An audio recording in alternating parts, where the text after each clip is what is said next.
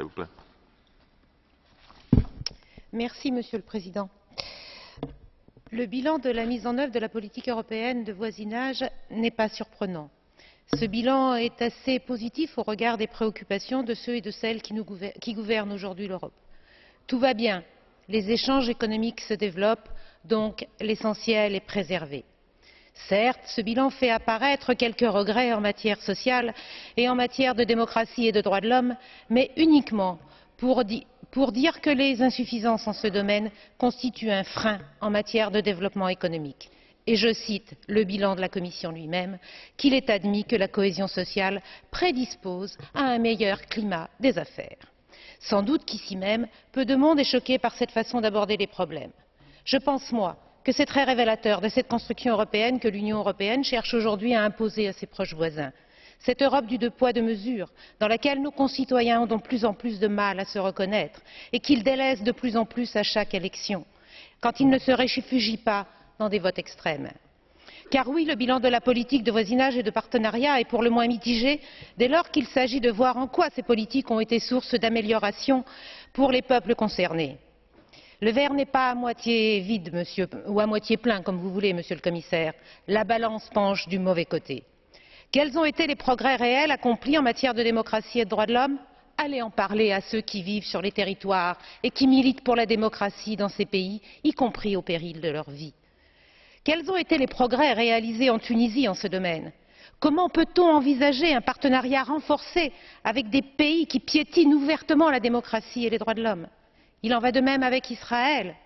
Pourquoi l'Union européenne ne profite pas de cette relation privilégiée, de ce partenariat, pour peser de tout son poids, pour amener Israël à respecter ses engagements internationaux et à mettre un terme à son occupation des territoires palestiniens?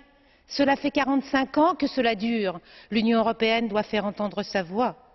Pourquoi ne fait-elle pas la même chose avec le Maroc pour résoudre la question du Sahara occidental? Et comment la Commission ose-t-elle envisager un partenariat renforcé avec la Libye? Je crois connaître la réponse. C'est pour leur permettre de rejouer le rôle de gardien de l'Europe. Et peu importe le sort de ceux et de celles qui sont renvoyés là-bas. Nous sommes bientôt le 10 octobre, Monsieur le Commissaire. 10 octobre, journée européenne contre la peine de mort. Alors je dirais ici symboliquement, quand l'Union européenne cessera-t-elle de renvoyer des hommes et des femmes, et même des enfants dans ces pays, et notamment dans ceux qui pratiquent toujours la peine de mort? Quand exigera-t-elle de ces pays qu'ils ratifient à tout le moins la Convention de 1951 sur les réfugiés? Quand exigera-t-elle de ces pays un moratoire sur la peine de mort? Les relations économiques avec ces pays sont importantes, mais elles le sont autant pour eux que pour nous. Elles doivent servir les peuples et non des gouvernements corrompus.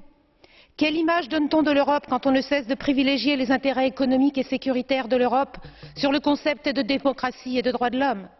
Si l'Union européenne ne change pas son fusil d'épaule en ce domaine, il ne faudra pas s'étonner que l'universalisme des droits de l'homme soit de plus en plus considéré comme une forme de néocolonialisme, comme la volonté d'imposer un soi-disant modèle occidental. C'est d'une autre image de l'Europe dont nous avons besoin. La politique de voisinage peut en être un outil. Tel n'est pas le cas et je le regrette profondément. Merci. Now we will hear Mr. Clark on behalf of a group called Europe of Freedom and Democracy. Mr. Clark. President, Commissioner, what are you thinking about? Has the Commission been asleep the last 2 years? Here we are at a time of economic stringency.